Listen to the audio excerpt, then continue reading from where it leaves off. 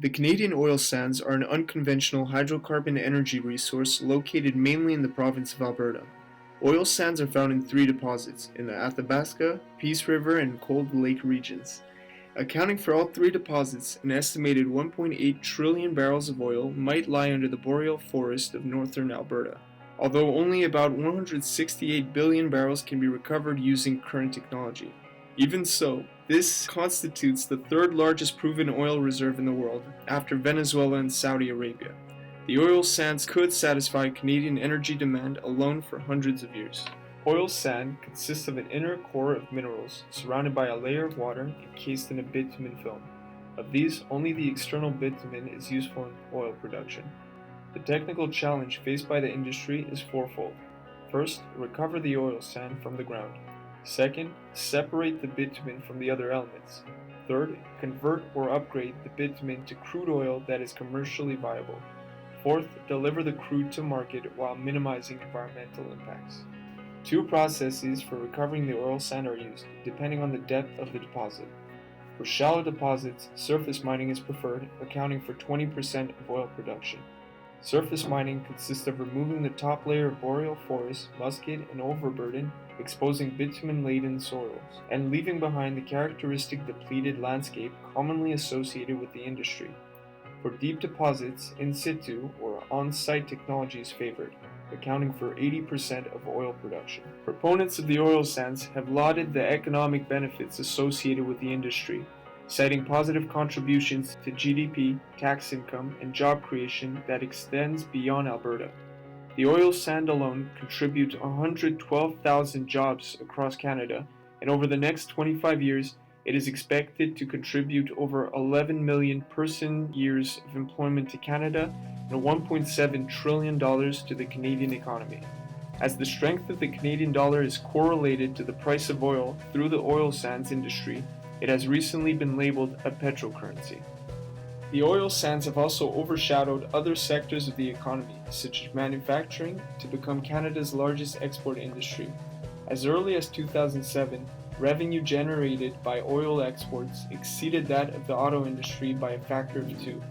The apparent success of Canadian exports has prompted supporters of the oil sands to argue for the necessity of opening up Asian markets, where energy demand is soaring. Given Canada's stable democratic government, proponents have also cited the ethical and responsible nature of Canadian oil sands, given that customers do not need to rely on countries with dictatorial regimes or poor human rights records for their oil supply, such as Saudi Arabia.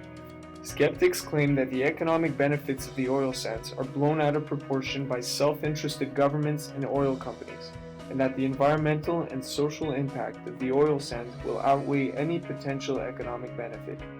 Alberta, the focal point of the oil sands industry, has been compared to a petrostate, with the energy sector responsible for a third of its GDP and the provincial government eager to take advantage of its energy boom, often at the expense of the environment. As global demand increases and conventional oil sources begin to decline, as forecast by the IEA, unconventional production is expected to pick up the slack, and production from the Canadian oil sands in particular is predicted to ramp up to 4 or 5 million barrels a day, stressing the necessity of strong environmental regulations. The environmental impact of the oil sands is its most divisive and controversial aspect. Critical environmental issues include the greenhouse gas emissions of the industry, water usage and pollution, and the stripping bare of the land caused by surface mining practices. The technology used to extract bitumen from oil sand requires enormous quantities of water, usually pumped directly from rivers or aquifers, with the total water consumption of the industry rivaling that of entire cities.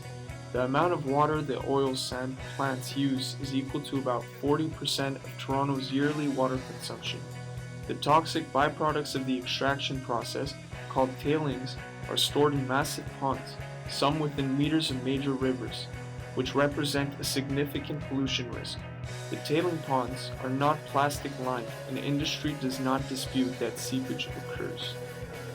Multiple solutions have been proposed to diminish the environmental risk of the oil sands. Carbon capture and storage has been put forward as a method to reduce greenhouse gas emissions by pumping and trapping CO2 in underground reservoirs.